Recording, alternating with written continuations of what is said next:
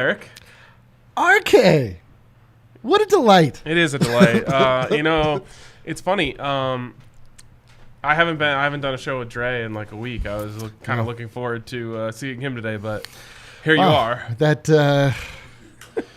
hurts in ways you don't know, but also I couldn't agree more. I felt the same way about Dre myself. I mean, here we are, two guys just stuck with one another. I know. There's been a lot of you and Dre. There's been a lot of me and Dre. Not a lot of you and me. Yeah.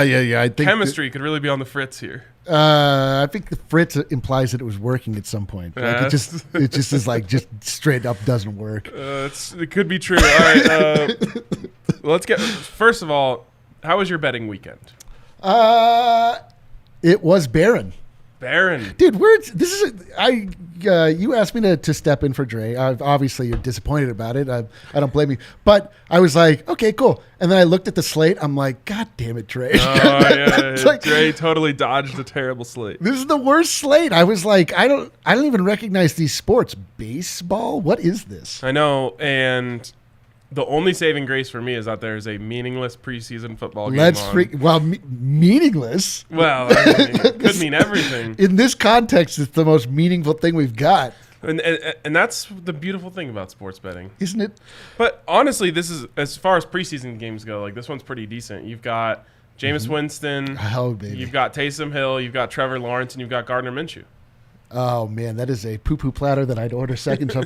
It is the greatest thing about betting in general, and sports betting in general, is that we were watching the Bronco game together, and at the end you were like, they're in field goal range, kick the field goal in the fourth quarter. I'm like, what are you talking about? The Broncos are winning by like 30 points. I was like, oh, right. We've got a point total that we're angling towards. Yeah, you were very, very engaged in the game. I was checked out from about quarter 0.5. Yeah, everyone at the table is looking at me weird because the Seahawks are going for it on 4th and 1 from their own 25, and I'm like, oh my God, this is my opportunity. And of course they stuff them, and I'm like, they're in field goal range. Like, this should be a guarantee. What I had was you can now do same game parlays on the DraftKings app, of course, but they don't have player props yet. So I was like, how do I make a same gamer? So what I did was I parlayed Broncos money line with Broncos over 23.5. Hoops among us. Plus 150. And I went pretty strong on it, like a 2-uniter. Yeah. And they're just dormant on 23 for like a whole quarter, and finally it come through. It finally came through. You, again, very engaged. A great advertisement for sports betting in general. I was emotionally dead, and you could not have been more alive. Couldn't tell you what happened after that touchdown that they threw on that drive from Brett Rippon, but I was engaged till that point. That's for damn sure. Let's freaking go, dude. All right, let's jump into the big three here, Yair, and let's start with Eric's. Yeah, let's start with mine. So my big three. Number one, Antonio Senzatella. Yes. Are you familiar with him? He's a pitcher for the Colorado Rockies. Yes. He's good and he's bad all at the same time. Yes. The Rockies on the road in Chicago tonight. This is coloring a great many of these bets. They're going up against the Chicago Cubs, who own the most prestigious mark in all of professional baseball. They are the most apt to strike out. They strike out 30% of the time. Look at this guy with stats. I got stats. What, I'm going to come in here statless? Right. They literally are the worst team in the MLB when it comes to strikeouts. Yes. Antonio Senzatella over his last 7 has been averaging who is this guy? 4.2. I've got Dre in my ear. Yeah. He's telling me these things. He's been averaging 4.2 over the last 7. Right. And 4.5 is the over under, which is dead on. But I mean, come on. Right. He wasn't going up against the Cubs. He was not going up against the Cubs. So I feel good about this. It's also in the plus 105.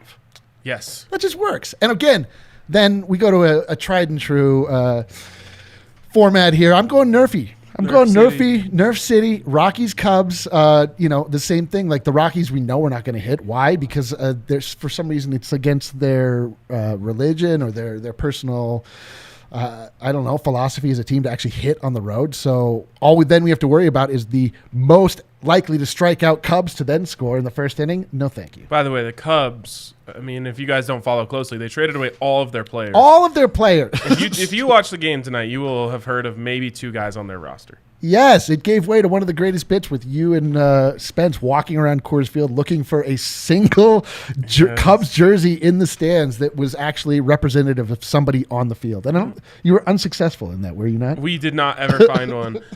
I don't think that TikTok ever saw the light of day, though. Oh, well. It fell between the cracks. That was a good bit. And then you're just staying on that. I'm staying on it. Rockies, Cubs, under 9 runs. Rockies aren't going to hit. Cubs are terrible. Let's make some money. Let's do it. And that actually leads into we're not going to do it now, but it's a nice setup for our dilemma of the day. Oh, boy. Because I've been thinking about that. Both of these teams are really bad. How do we fade both of them? We'll talk about that later. Let's go to my big three here.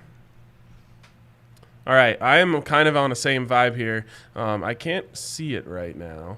There it is. So starting with Saints -4. Now, this goes into my tried and true theory of what has made me the most money in this NFL preseason. We always try to look for little edges. Sure. And what it comes down to, the theory starts with who's going to play the most competent quarterbacks. I love it. I love it when a theory that has to start and then take us somewhere. Yes. I love it. Okay, so the question is one team like both Broncos games the easiest bets I've ever made? It's one team who's starting 2 NFL caliber quarterbacks versus one team who's starting 0. Right. Now, that's where this one gets a little tricky with tonight's game because it can't just be that. You've got 4 competent NFL quarterbacks that will see the field tonight. Oh, boy. So the question now becomes, who has more on the line? Who does have more on the line? Because as much as they might want to sell it, Gardner Minshew is not competing for a starting job. Oh, my God. Whereas Jameis and Taysom are in a heated quarterback battle. As we've seen with Drew and Teddy, that brings the best out of them. It's also going to bring the best out of Jameis and Taysom. What an insane collection of quarterback names. Jameis and Taysom. Jameis and Taysom. And so we got those 2 guys out there tonight. I think they play a little bit harder. They play a little bit longer. And it leads to the Saints winning this one. I mean, you've got a theory. I mean, I don't have a theory. That sounds great. Like everything you said made sense. -110, those are great odds. Exactly. This is great. We're following the archetypes of this show. You come with the stats, I come with the feelings and theories, and it works out well. Vibes. We have a consensus pick of the night. Oh, let's freaking go, dude. One of Dre's favorite things, the consensus pick of the night. It's Cubs Rockies Nerf -105. You said it. The Rockies suck on the road. The Cubs suck always. And neither of these teams hit at Wrigley Field. So I feel confident about that one. But I also feel confident about this. Senza he just throws way too many juicy pitches. So while I don't think a lot of runs are going to be scored in this game, I do think a lot of hits will be put out there against Antonio Senzatella. I've got him over 5.5. It's always an interesting thing. Like, he needs to stay in there for a little while to be able to give up 5.5 unless he stays in there too long. These are always kind of just fun to follow. But I do like that. And that actually, I think, will help lead us into the dilemma of the day a little bit later as well. But first, a shout out to our friends over at DraftKings Sportsbook, where you can bet $1 on any football market and get $200 in free bets. And the best part about that is that it pays you out in 8 $25 free bets, which you can kind of diversify your portfolio there, right? Yeah, absolutely. Like, I'm taking one of those 25s and making a asinine parlay. Let's freaking go. I'm taking one of those and putting it on some NFL preseason action. That's Asa 10. Yes. I'm taking one of those. I'm putting it on a Nerfy. Like, you can just get you can get action, and then you got like same game parlays, all that stuff. You can kind of get a taste for what it's like to bet, what works, what doesn't work. So it's a really great deal for new users at DraftKings Sportsbook right now. Of course, it's America's #1 top-rated sportsbook app. And you can also get a sign-up bonus up to $1,000 when you use the code DNVR, which, again, you're just getting the tools here. It's true. To become a great bettor. You've got free money. You've got bonuses. You're right. You listened to the show already, so you've got that head start. They allow you to sort of stumble out of the gates. You're right. It's a crash course, and by the end, you'll have your masters. You'll be an expert like us, who just happens to have a record of 352 and 224 since March 12th. Wow. I'm actually part of that. I've contributed no less than 3 or 4 of those. Definitely not more than 3 or 4 losses. Like you have a winning record on Let's freaking go. That's absolutely true. Tonight's going to be no different. All right. Before we move on, I want to tell you that you got to be 21 or older, Colorado only. Bonus comprised of a first deposit bonus and a first bet match, each up to $500. The deposit bonus requires a 25x playthrough, and restrictions do apply. See DraftKings.com/sportsbook for details, and if you have a gambling problem, call 1-800-522-4700. Eric, before we get to the dilemma of the day, are you a futures bettor? Like, do you like to take those long-term bets? I famously took Nikola Jokic to win MVP. That was a very bright future that I saw clearly, along with the rest of the Nuggets guys. The nice thing about having futures bets is that you can count them as wins until they're losses. Right. So you could be like, I got $200 sitting in my account. Yeah, you can look at what your total is and be like, well, as soon as that 200 hits the old account. And so I don't love having futures bets, but they are like a nice little warm blanket. Okay, so there's a couple that I really want to talk about right now. Okay. One hopefully doesn't open up a whole discourse in the comments, which has been toxic and terrible for the last few days. But our listeners aren't really like that, so let's hope that doesn't happen. One of them is Teddy Bridgewater to be the Denver Broncos starting quarterback for the first play of the season. Yeah, everyone feels like he's the favorite. If you ask any media personality in Denver, really anyone in Denver right now, they're probably saying, like, I think it's going to end up going to Teddy. The sports book disagrees. They still have Drew as a heavy -190 favorite to be the starting quarterback, and Teddy at plus money, plus 130. I think there's real value there. And honestly, for a lot of you who, based on my polling, 87% of Broncos fans want Drew Lock to be the starter. It's a nice little emotional hedge. Yeah. There's a bonus for you at the end of the rainbow if your guy doesn't get the start. Yeah, I do have a couple futures bets in. Do you think that there's still a possibility that Matt Stafford is the first? I have that one open too. I was actually thinking the other day, I was like, Can DraftKings add a forfeit bet option? I just don't want to look at this anymore. Yeah. Just take it out from it. But is that off the table? Are we sure that's off the table? I mean, anything can happen, right? Yeah. Wow. That's not a terrible bet. It is really funny how quickly the discourse on this changes and how violently it changes. Like Drew Lock was the ironclad #1, no doubt about it, starter after the last game.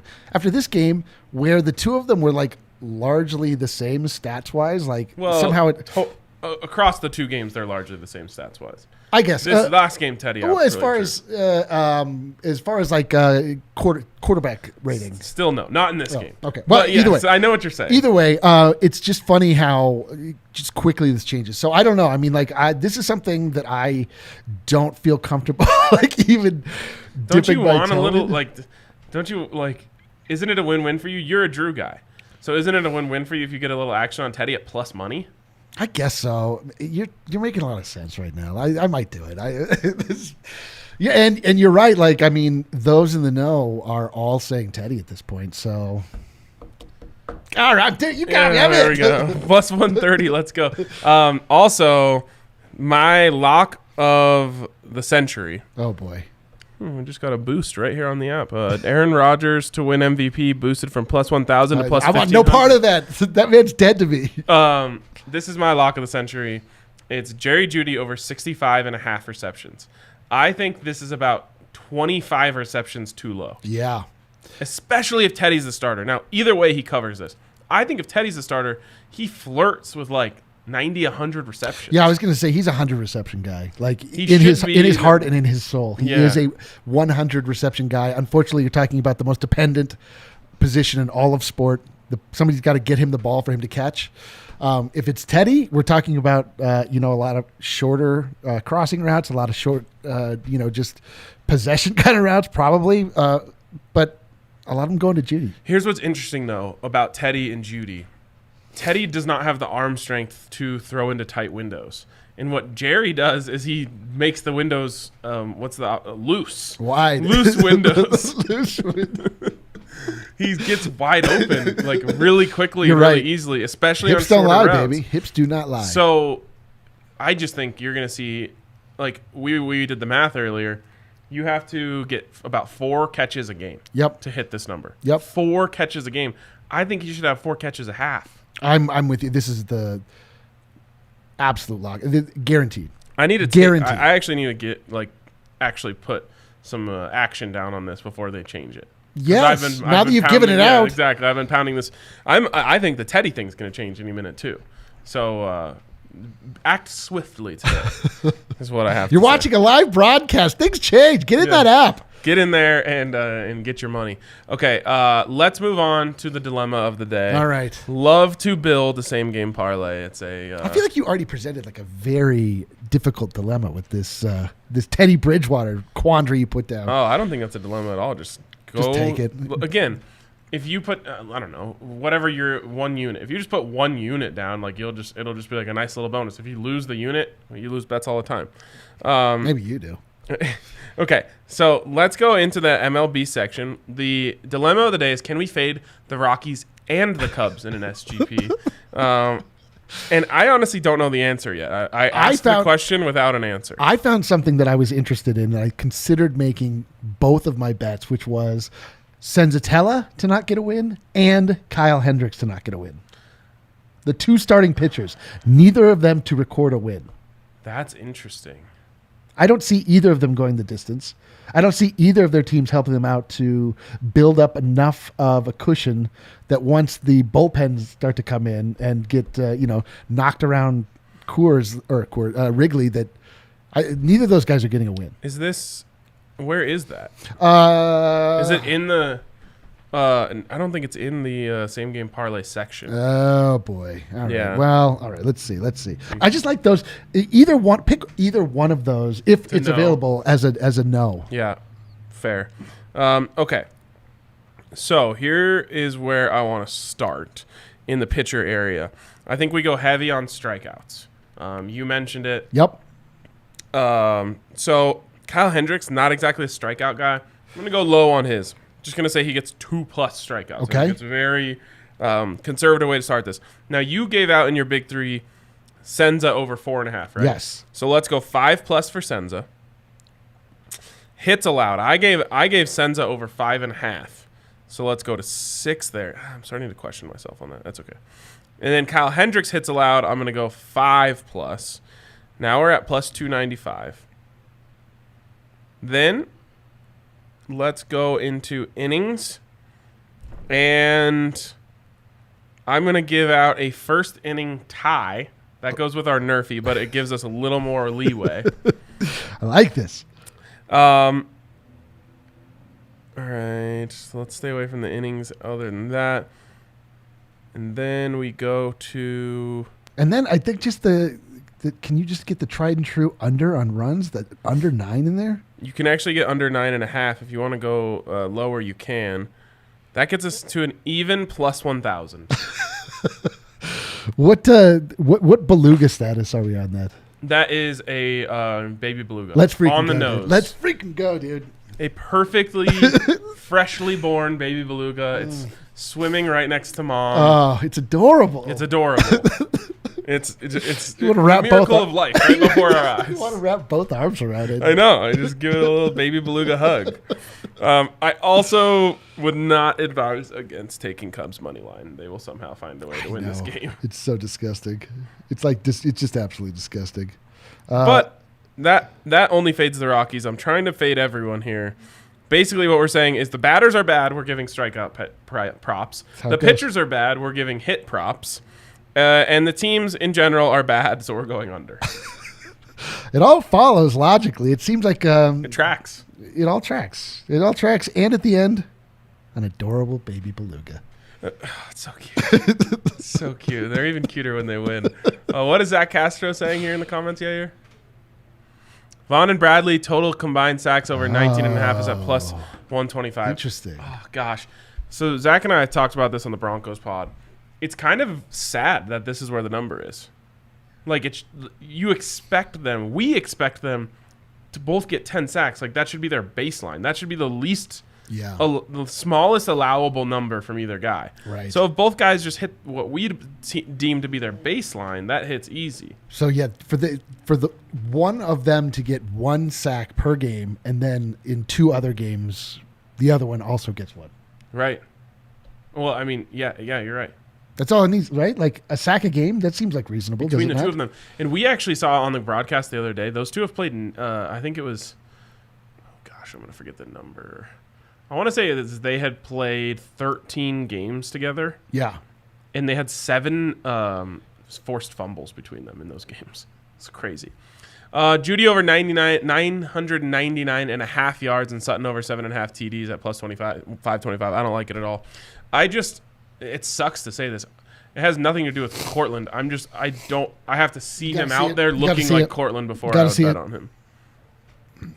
All right, so we've got our same game parlay. We've knocked out the dilemma of the day. We faded both the Cubs and the Rockies. We have given out, I think, an extremely good bet in Teddy Bridgewater at plus 130, and the lock of the century in Judy over 65.5. What do you people want from us? Do we have any work left?